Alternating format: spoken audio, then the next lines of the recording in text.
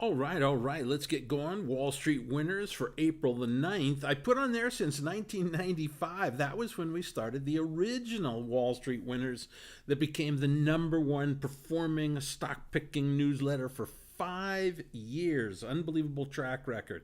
But let's get going right here. This is going to make you a lot of oh, wait a minute. It's not going to make you any money at all.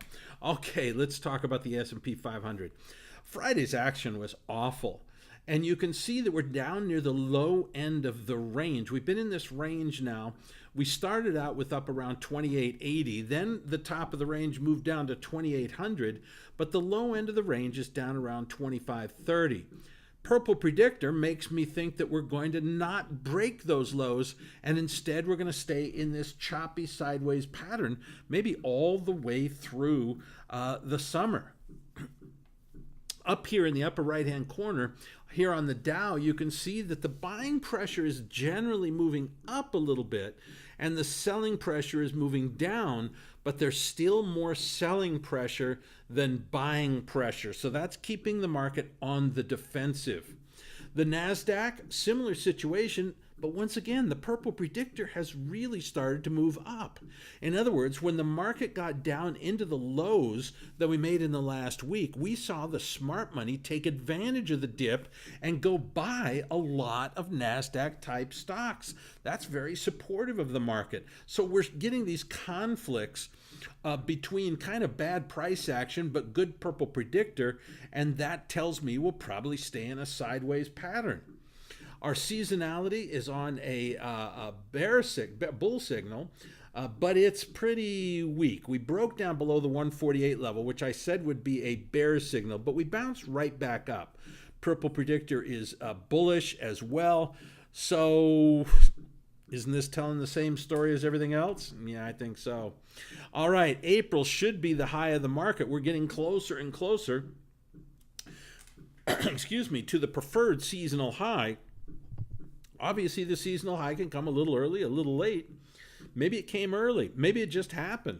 But it's saying that the market will most likely remain under pressure, slight pressure, not bear market pressure, but down 2 or 3 or 4 or 5% from now until maybe as early as July, but most likely October. So we should be remaining on the defensive. Now, one of the things that's fantastic in the market right now is that we're seeing a lot of divergence. We're seeing a lot of stocks in big bull markets. We're seeing a lot of stocks in bear markets. Overall, we're looking at the market here, but there's many, many stocks that are in bull markets, which means that we can make money in these markets. So that's a pretty good situation. The yield curve, same story as last week. Asset allocation is chopping sideways, which shows that they're really split between the stock and the bond market, and in the final analysis, they can't make up their mind where they want to be. Stock market risk indicator, similar situation. After the big collapse last week, just kind of sideways right now, just kind of sideways. Global shares, boring. Bonds came down sharply, but rallied sharply on Friday, retaining this choppy bull market. I'm looking for this bull market to continue going forward. Look for lower interest rates, stronger bond yields.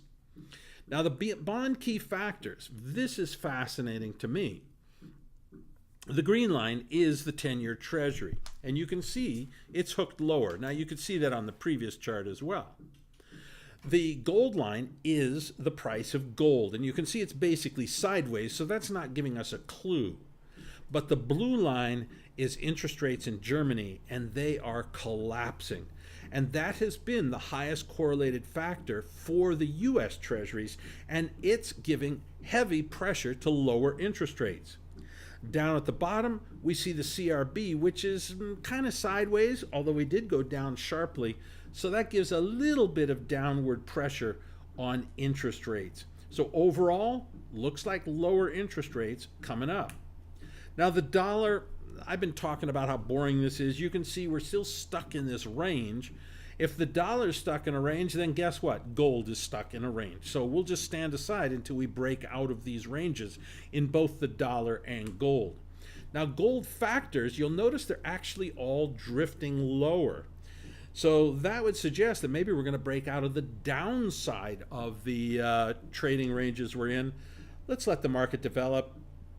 I don't see any reason being aggressive in the gold market. It's really gone nowhere this whole year. So let's just let it do, we'll leave it alone for now. Let's wait and see if it gets into a good bull or bear market.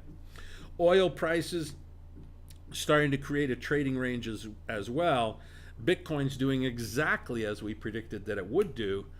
And that's it for our freebie version this week. Short but sweet. Here's the deal. Keep trading, keep investing in the market. There's a lot of stocks in bull markets. Keep your risk low. Our seasonality indicator is saying we shouldn't be aggressive in these markets at all. So we should be trading, we should be buying stocks, but great stocks, best of the best type stocks, but we should be doing them in small size, not big size, not aggressive trading right now. All right, freebies, that's it for me. Fully paid up members, hang on for just 1 second.